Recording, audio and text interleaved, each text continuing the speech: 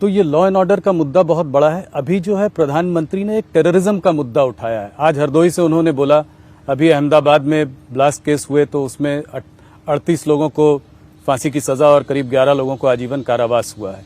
आज उन्होंने हरदोई से इस बात को उठाया और उन्होंने कहा कि सपा और बसपा के राज में इन टेररिस्ट लोगों को छोड़ दिया जाता था।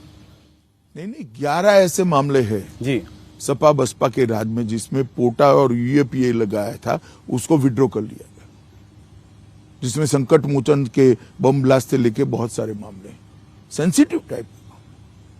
आप देश की सुरक्षा के लिए क्या सोच रखते हो, उसका जवाब उत्तर प्रदेश की जनता को सपा बसपा ने देना पड़ेगा। अब आप एक बात समझ लीजिए कि जिन पर पोटा और यूएपीए लगा है, या तो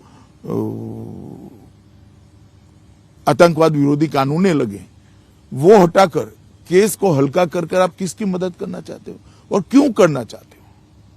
सिर्फ और सिर्फ वोट बैंक के लिए? तो क्या बाकी के लोगों के वोट नहीं है? जो विक्टिम है उनके वोट नहीं है?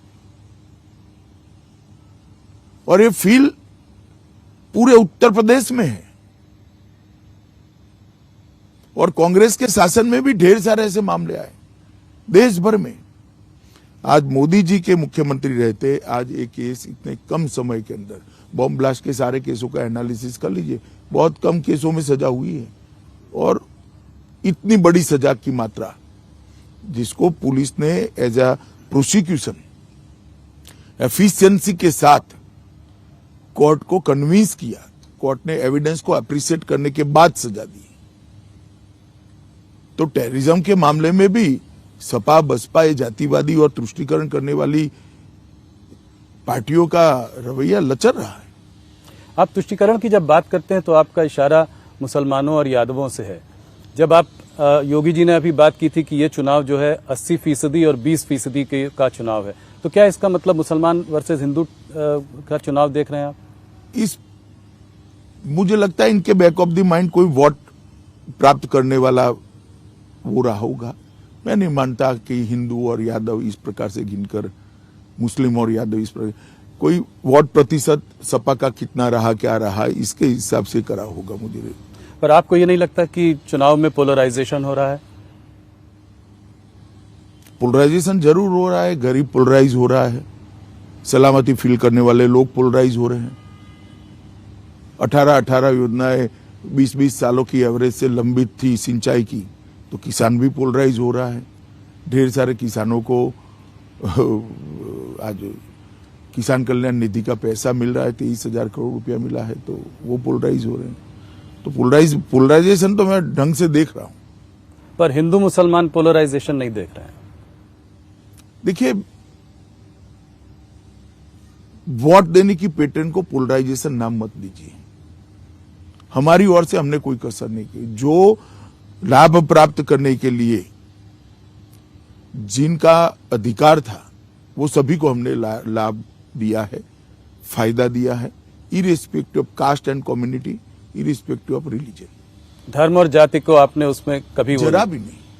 प्रधानमंत्री जी की हर योजना में मैं बताता हूं, हमने उत्तर प्रदेश के अंदर 1,67,00,000 माताओं को गैस दिया है। इसमें सब लोग हैं जी, सब लोग हैं।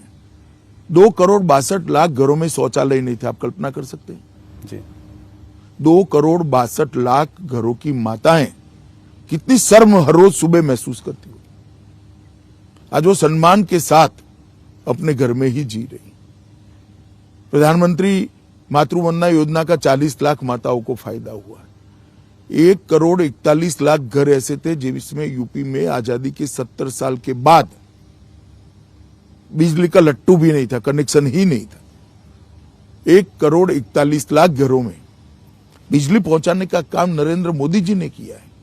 2,68,00,000 एलईडी के लट्टू बांटे गए हैं।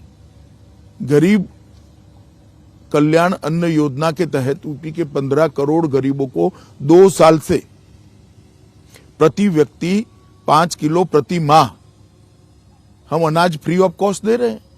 इसके अंदर योगी जी ने दलहन को ऐड किया, तेल को ऐड किया, नमक को ऐड किया और एक संपुट बनाकर गरीबों के लिए दिया है। 42 लाख से ज्यादा लोगों को आवास देने का काम हुआ है। 42 लाख ऐसे लोग। जी। और हमारा संकल्प पत्र हम लेकर आए हैं कि 2024 तक हम एक भी व्यक्ति ऐसा नहीं रखेंगे जिसके पास घर नहीं होगा। स्वनिधि योजना के तहत लगभग 8,80,000 स्ट्रीट वेंडर को लोन देने का काम भारतीय जनता पार्टी की योगी सरकार ने किया। मोदी जी ने जितनी भी योजनाएं बनाई गरीब कल्याण के लिए, देश भर के लिए बनाई, जी। उसको घर घर तक पहुंचाने का काम उत्तर प्रदेश के मुख्यमंत्री योगी आदित्यनाथ ने किया।